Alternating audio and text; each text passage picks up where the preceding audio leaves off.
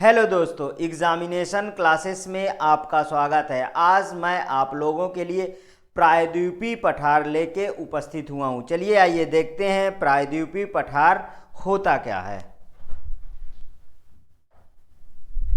देखिए, जैसे इसके प्रीवियस क्लास में मैंने डायग्रामेटिकली जो है आपको सब कुछ समझाया था, उसी तरीके आज भी डायग्राम के तहत हम जो है प्रायद्वीपीय पठार को पूरा का पूरा डिस्कस करेंगे।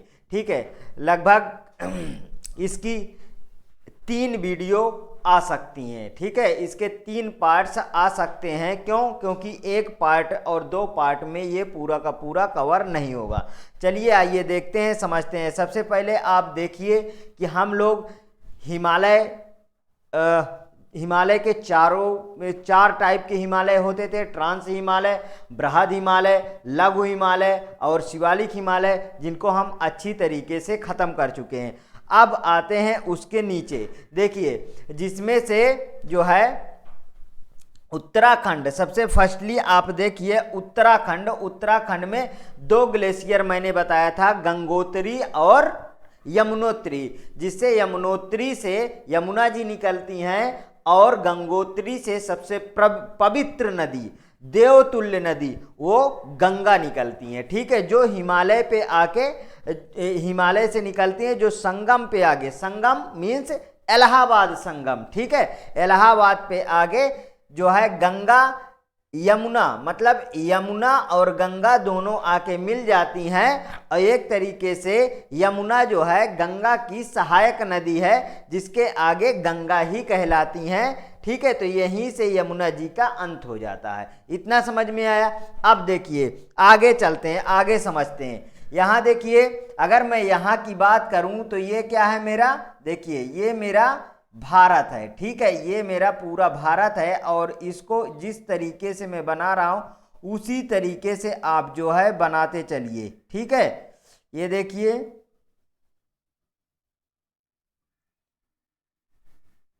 अच्छा देखिए, हम लोग डिस्कस किए थे कि हमारा एक क्या होता है, एक होता है अंगारा लैंड और दूसरा इसके उत्तर में क्या था।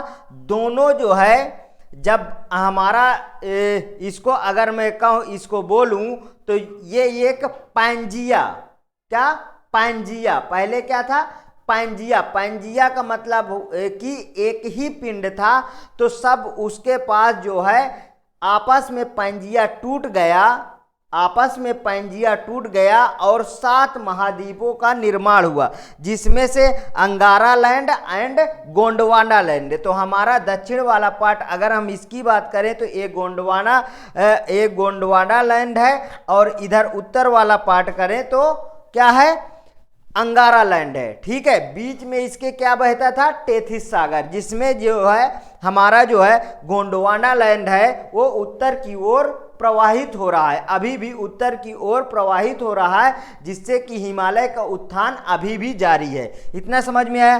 अब मैं बात करूंगा कि गोंडवाना लैंड जो है कितना था। देखिए, सबसे पहले इसको हम कंप्लीट कर लेते हैं, उसके बाद आगे की चर्चा करते हैं। ठीक है, ये आप भी मैप इस तरीके क्रिएट करिए तुरंत।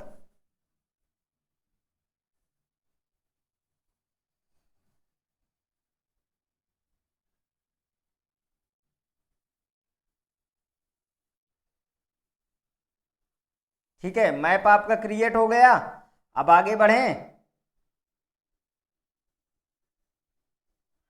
ये लीजिए, देखिए, जो गोंडवाना लैंड था वह हमारा सिर्फ इतना था। ये पार्ट क्या है, हमारा गोंडवाना लैंड है। ठीक, ये लीजिए। अब यहां पे बात आई कि गोंडवाना लैंड जो है ये उत्तर की ओर प्रवाहित हो रहा है। तो गोंडवाना लैंड जो है हिमालय से बहुत ही प्राचीन है, हिमालय से बहुत ही प्राचीन है। और हिमालय तो अभी नया फोल्डेड, मतलब मोड़दार पर्वत है, जो टेथिस सागर जो है ऊपर उठा है गोंडवाना लैंड के, और गोंडवाना लैंड और अंगारा लैंड के दबाव में जो है इसका टेथिस सागर का उत्थान हो गया, वो हिमालय है। ठीक है, तो सबसे पहला इसमें हम बात करेंगे, तो इसको देखिए, सबसे पहले हम बात करते हैं इसमें अरावली पहाड़ी की। ठीक है, अरावली पहाड़ी की मैं बात करूं, अरावली पहाड़ी, तो अरावली पहाड़ी जो है मैक्सिमम कहाँ पे है, मैक्सिमम राजस्थान में है। ये क्या है, ये देखिए, ये अरावली पहाड़ी है जो मैक्सिमम राजस्थान में है। ठीक है, और कहाँ तक फैली हुई है, दिल्ली तक फैली हुई है। ठीक है, तो देखिए यहाँ पे अरावली पहाड़ी है, यहाँ पे लिखिए आप अरावली पहाड़ी। ठीक, अरावली पहाड़ी। ठीक है, यहाँ पे देखिए अरावली पहाड़ी है। ठीक है, अब यहाँ पे मैं बात करूं कि यहाँ पे पहले मोटा मोटा आप देख लीजिए, उसके बाद चलते हैं हम लोग इसके डिस्क्रिप्शन में मैंने सब कुछ बताया है कि कौन और कहाँ है। ये क्या है, ये देखिए, ये है मालवा का पठार। ये क्या है, ये मालवा का पठार है। यहाँ पे देखिए, यहाँ पे क्या है, यहाँ पे है छोटा नागपुर, यहाँ पे है छोटा नागपुर। इसके आगे क्या है, राजमहल की पहाड़ियाँ। जो राजमहल की पहाड़ियाँ हैं वो आगे देखिए, यहाँ पे आके, यहाँ पे क्या है, गैरो खासी जयंतिया।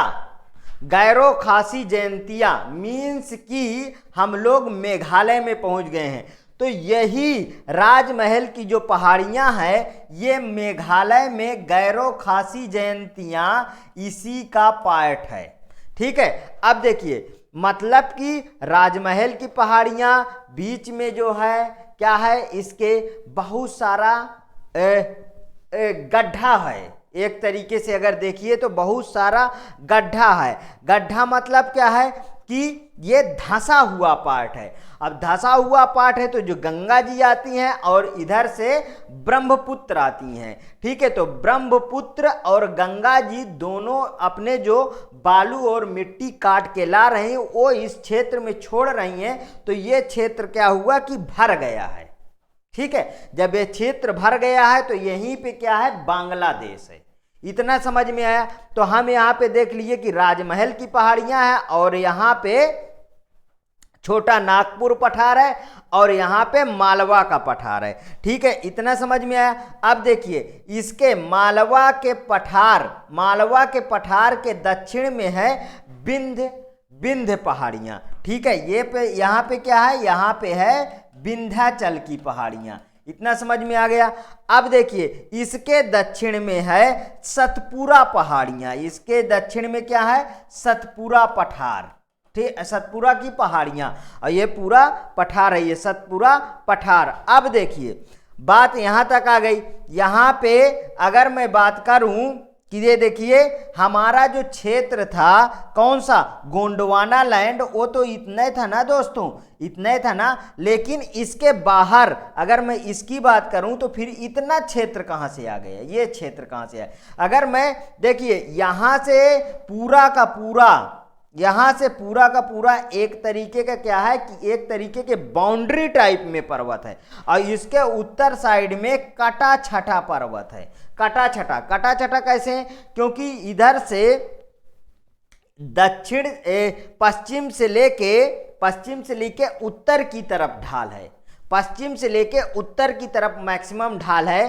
कहाँ पे, सतपुड़ा पहाड़ के उत्तर और दक्षिण के भ्रंश घाटियों को छोड़ के, जहाँ पे क्या, नर्मदा और ताप्ती बहती हैं। ठीक है, उनको भ्रंश घाटियों को छोड़ के, नहीं तो इधर देखिए अक्सर जो है किधर का हमारे पास ढाल है, किधर का ढाल है, देखिए पूर्व तरीके के ढाल है, मतलब कि पश्चिम से पूर्व की तरफ का ढाल है। ठीक है, थोड़ा सा देखिए, यहाँ पे उत्तर की तरफ भी आया, उत्तर से दक्षिण की तरफ आया है। तो अभी इसको माइंड में रखिए, इसके आगे हम इसको डिस्कस करते हैं बारी बारी से। तो हमने अभी बताया कि पश्चिम साइड में पूरा एक बाउंड्री की तरह पर्वत है, और वहीं पे पूर्व साइड में क्या है, कटा छटा पर्वत है। मतलब जो हमारी नदियां हैं वो पूर्व की तरफ बहती हैं पश्चिम से, तो वो जो है इस पर्वत को और भी, पठार को क्या कर डाली हैं, जो और पर्वत की श्रृंखलाएं थी पठार को काट डाली हैं। काट काट के बालू और मिट्टी एक गाद टाइप में ले जाके इधर जो है समुद्र के किनारे छोड़ देती हैं। उसी तरीके अगर मैं पश्चिमी भाग में कहूं तो यहाँ पे भी जो है नदियों ने, देखो अगर मैं आदिकाल की बात करूं तो बहुत सारी नदियां बहती रही होंगी, ठीक है, जो आज नदियां सूख गई होंगी, ठीक है, जो आज नदियां सूख गई और नदियों का निर्माण हुआ, ठीक है। तो ये तो बहुत पुराना है ना, जो क्या गोंडवाना लैंड है ये बहुत पुराना है। तो इधर भी जो है पत्थर काट के, मिट्टी काट के ला के जमा कर दिए, तो यहाँ पे क्या आ गया, ये सब पार्ट जो है क्या हो गए, ये सब पार्ट मिट्टी और बालू से भरकर एक समतल मैदान बन गया, ठीक है, एक समतल मैदान बन गया। जो समुद्र के किनारे में समतल मैदान पाए जाते हैं वो गोंडवाना लैंड में नदियों के थ्रू पत्थर को काटकर बालू और मिट्टी से भर दिए गए हैं, इस कारण से ये समतल मैदान बन गया। जब हमारा पंजिया टूटा था, ठीक है, जब हमारा पंजिया टूटा था उसके बाद दक्षिण से ये हमारा गोंडवाना लैंड टूटा था, तो उस समय ये सारी कंडीशन नहीं थी, उस समय ऐसी कंडीशन नहीं थी, ओनली और ओनली इतना पार्ट था, ठीक है, इतना पार्ट था जिसमें आगे राजमहल पहाड़ियां, अरावली, ठीक है, प्रायद्वीपीय पठार, ये सब था, कन्याकुमारी तक उठा हुआ भाग था। इसके जो समुद्र के तट बने हैं ये सब नदियों के द्वारा बनाए गए हैं, ठीक है। आप किसी भी आप महाद्वीप की बात करेंगे तो सबके जो तट बने हैं वो सब नदियों के तहत ही बने हैं। अगर मैं अरावली पहाड़ी की बात करूं तो अरावली पहाड़ी एक अवशिष्ट पहाड़ी के रूप में जाना जाता है। क्यों बताइए? क्योंकि ये बहुत विशाल पहले पर्वत था, ठीक है, इसको आंधी तूफान नदियों ने काट दिया, बारिश ने काट दिया इसको, ठीक है। अब एक अवशिष्ट के रूप में ये पर्वत बचा हुआ है क्योंकि ये बहुत ही पुराना है। समझ में आया? यहां तक बात समझ में आई? अगर यहां तक बात समझ में आई तो अब हम यहां पे चलते हैं। देखिए यहां पे देखिए, अगर मैं बात करूं कि चंबल की बात करूं, चंबल नदी, ठीक है, चंबल नदी को बीहड़ नदी कहते हैं, ठीक है। क्या कहते हैं? बीहड़ नदी कहते हैं। चंबल नदी एवं चंबल की सहायक नदियों ने पर्वतों को काट छाड़ दिया। किसको? मालवा को पठार, मालवा के पठार को इतना काट छांट दिया है कि वहां पे जानते हैं, वहां पे ऊंचे नीचे खाई टाइप में बहुत घाटियों की तरह बन चुके हैं, ठीक है। इसीलिए देखिए पहले क्या है, पहले अगर पुरानी फिल्मों की बात करें तो वहां पे घोड़े दौड़ते थे, डाकू रहते थे। अगर कहें कि डाकू कहाँ रहते थे, लोग बाग बताते हैं चंबल की घाटी में डाकू रहते थे, क्योंकि चंबल की घाटी में छुपने का स्थान था बहुत ज्यादा, ठीक है। और देखिए छुपने का स्थान था इसलिए चंबल की घाटी में डाकू रहते थे, ठीक। और उस समय प्रशासन की पहुंच थी नहीं चंबल की घाटी तक। आज प्रशासन की पहुंच है चंबल की घाटी तक तो डाकू सब गायब हैं, ठीक है। छठे एक दो होंगे, एक दो की मैं बात करता हूं, मतलब बहुत सारे अभी भी पाए जाते होंगे, लेकिन अब प्रशासन की वहां तक पहुंच है इसलिए बहुत कम तादाद में होंगे चंबल के डाकू वहां पे, ठीक है। हाँ, इतना समझ में आया? इतना समझ में आया तो आगे बढ़ते हैं अब, ठीक है। चलिए अब यहां से मैंने वही कंटेंट को उठाकर अपने ओन भाषा में लिख दिया है, इसको समझते हैं। प्रायद्वीपीय भारत प्रायद्वीपीय भारत का औसतन ऊंचाई 600 मीटर है। वहीं पे हिमालय की अगर बात करेंगे तो औसतन ऊंचाई औसतन ऊंचाई 6 किलोमीटर के ऊपर है। मतलब कि यहां 600 मीटर है, ठीक है, और वहां पे 6 किलोमीटर के ऊपर, मतलब कि औसतन ऊंचाई 6000 मीटर। ठीक है, इतना समझ में आया। प्रायद्वीपीय भारत का पठार गोंडवाना लैंड का हिस्सा है। किसका हिस्सा है दोस्तों? गोंडवाना लैंड का हिस्सा है। पैंजिया, अभी अभी मैंने बताया था पैंजिया, जिसमें 7 महाद्वीप एक थे। क्या थे? 7 महाद्वीप पैंजिया में एक थे। अगर मैं यहां पे बात करूं, ये एक सर्कल है, यहां पे देखिए, यहां पे मैं बात करूं तो ये क्या था? यहां पे टेथिस सागर था, टेथिस सागर। ठीक है दोस्तों, इसके ऊपर क्या था? अंगारा लैंड था। क्या था? अंगारा लैंड, अंगारा लैंड था। ठीक है, अब देखिए इसके नीचे था गोंडवाना लैंड। क्या था? गोंडवाना लैंड।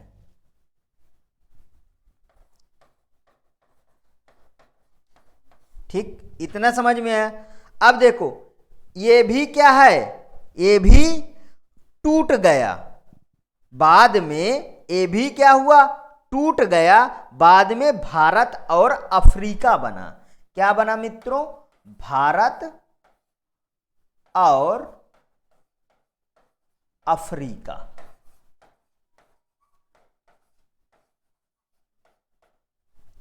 ठीक है, भारत और अफ्रीका बना। अब देखिए भारत और अफ्रीका बना जब ये टूट गया। अगर हम बात करें कि हमारा जो भारत है वो किससे टूट के आया है, तो अफ्रीका से टूट के आया है। ठीक है, अगर आप पूरा मैप देखेंगे तो पूरा मैप देख के आपको समझ में आएगा कि कौन सा महाद्वीप किससे अटैचमेंट था। आप खुद देखिए, आप एटलस को एनालिसिस करिए, आपको पता चल जाएगा कि ये पहले पूरा एक ही था, बाद में ये सब टूट के अलग अलग हो गए हैं। इतना समझ में है? आगे बढ़ते हैं। प्रायद्वीपीय पठार अभी भी उत्तर पूर्व की ओर मूव कर रहा है। ठीक है, उत्तर पूर्व की ओर मूव कर रहा है। अगर देखिए मैं यहां पे अगर दिशाओं के बात करूं तो यहां पे क्या है दोस्तों? ईस्ट है। ठीक है, यहां वेस्ट है, यहां पे क्या है? नॉर्थ है, और यहां पे साउथ है।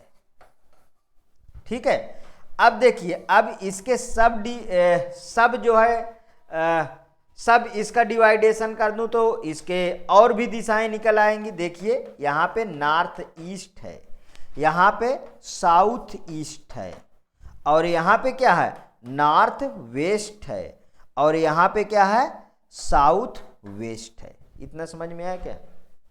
तो अभी भी जो प्रायद्वीपीय पठार अभी भी किधर मूव कर रहा है?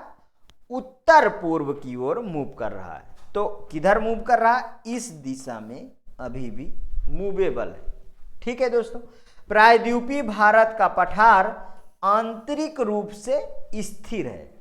देखिए अगर बात करें तो हमारे भारत में जो दक्षिण की तरफ पार्ट है उसमें आप कभी भी भूकंप का नाम नहीं सुनते होंगे। बहुत रेयर केस में अपवाद जिन्हें कहते हैं, अपवाद के तौर पे भूकंप आते हैं। ठीक है, नहीं तो दक्षिण में भूकंप नहीं आते।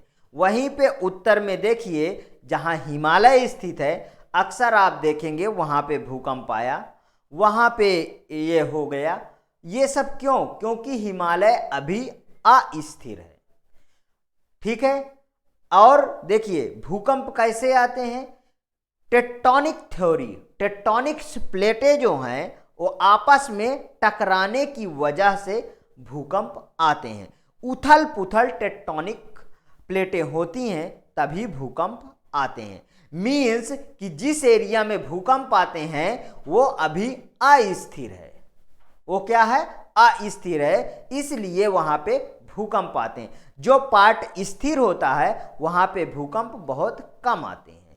ठीक है, देखिए वही कारण है कि हिमालय अभी नवीन वलित पर्वत है, इसलिए हिमालय अस्थिर है, जो जिसका निर्माण टेथिस सागर से हुआ, इसलिए वहां पे भूकंप आते हैं। इतना समझ में आया? आगे बढ़ते हैं।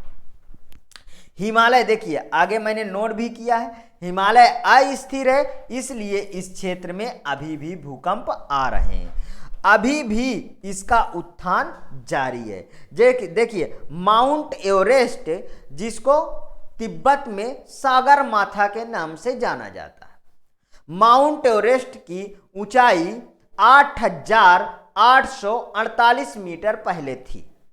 अब इस समय 8,850 मीटर हो गई है। मीन्स 2 मीटर बढ़ना। दोस्तों 2 मीटर बहुत होता है बढ़ना। ठीक है, ये ध्यान रखिए, इसीलिए इसका अभी भी उत्थान जारी है, ध्यान में रखिएगा। अरावली पहाड़ी उत्तर पश्चिम में फैली हुई है। कैसे उत्तर पश्चिम में फैली हुई है? ठीक है, राजमहल की पहाड़ी उत्तर पूर्व में फैली हुई है। उत्तर पूर्व में जो गारो खासी जयंतिया राजमहल पहाड़ी का पूर्व जो है भाग है, जो मेघालय में स्थित है। ठीक है, प्रायद्वीपी भारत का पठार का उत्तरी हिस्सा का ढाल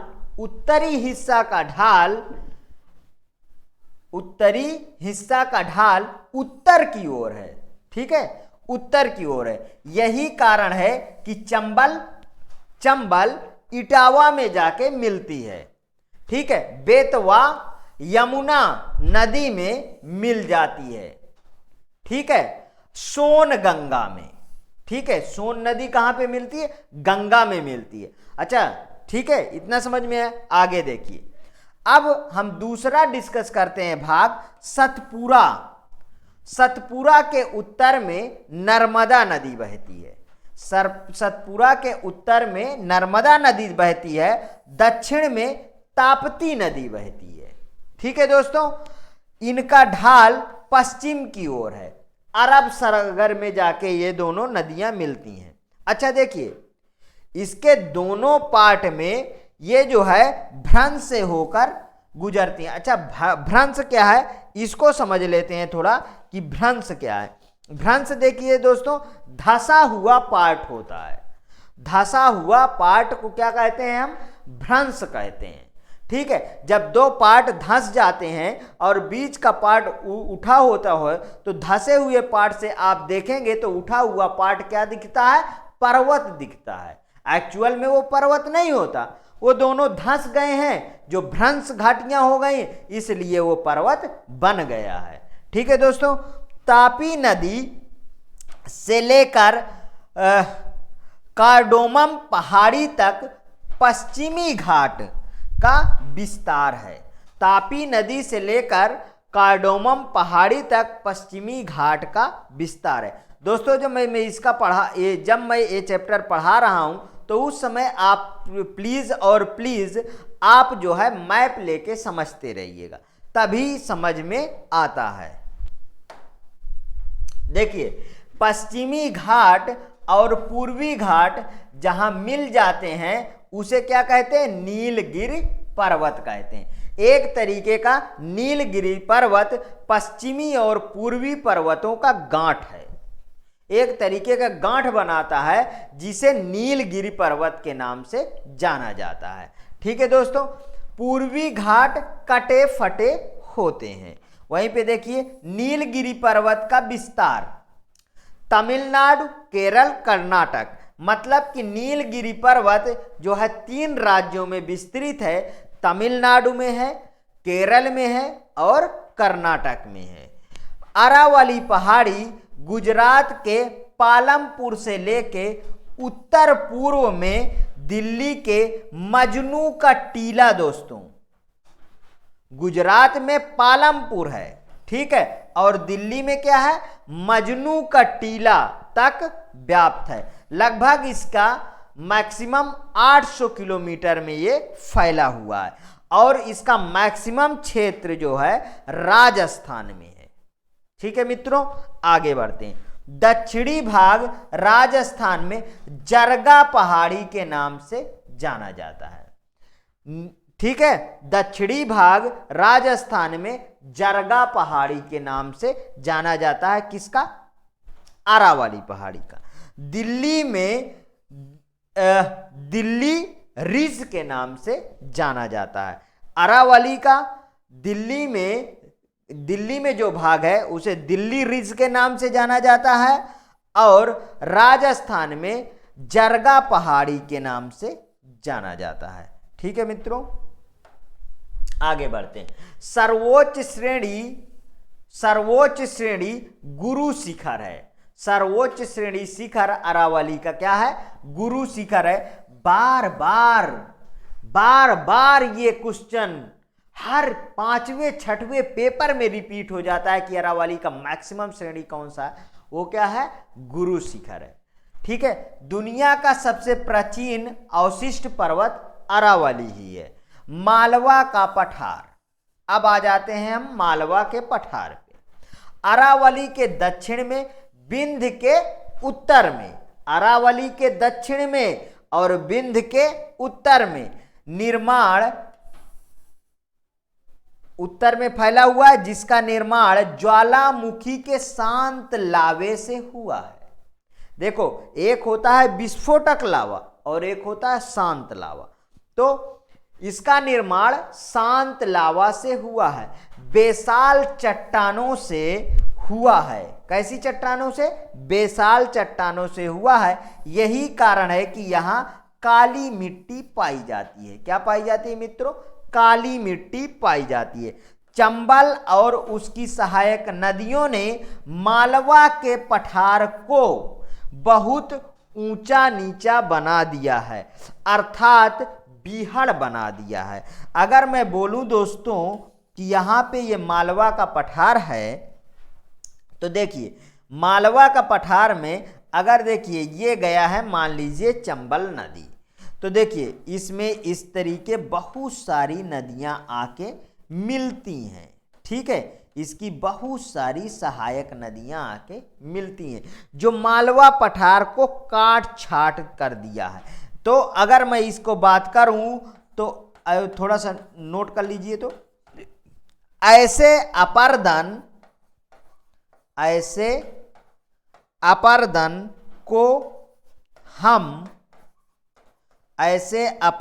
को हम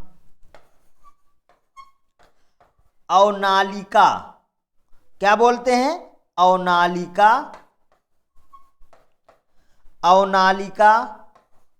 नाली और क्या कहेंगे? खड्ड अपरदन कहते हैं। दोस्तों, शायद आज का मेरा पढ़ाया हुआ कंटेंट आपको बहुत अच्छा लगा होगा, तो प्लीज़ मेरे चैनल को लाइक करिए, सब्सक्राइब करिए और ज़्यादा से ज़्यादा अपने दोस्तों में शेयर करिए, जिससे कि मैं जल्द से जल्द इसका नेक्स्ट पार्ट लेके उपस्थित हो सकूं। ठीक है दोस्तों, ओके, थैंक यू।